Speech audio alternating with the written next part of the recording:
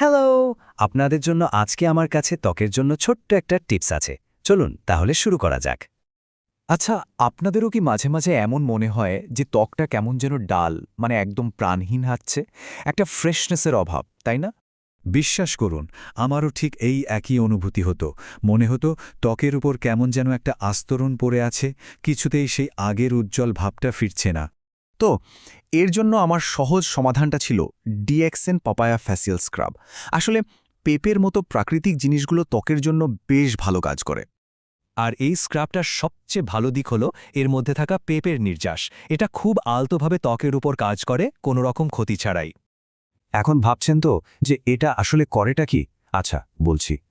প্রথমত, এটা ত্বকের ওপর জমে থাকা মরা কোষগুলোকে সরিয়ে দেয়, আর ওগুলো চলে গেলেই কিন্তু অর্ধেক সমস্যার সমাধান হয়ে যায়। আর মরা কোষগুলো সরে যাওয়ার ফলে ত্বকটা একদম মসৃণ আর নরম হয়ে ওঠে। আপনি নিজেই পার্থক্যটা বুঝতে পারবেন।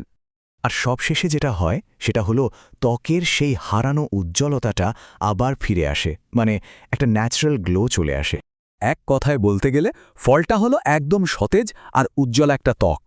আমার তো বেশ কাজে দিয়েছে, তাই ভাবলাম আপনাদের সাথেও শেয়ার করি। আপনাদের যদি ভালো লাগে তাহলে আপনারাও একবার চেষ্টা করে দেখতে পারেন।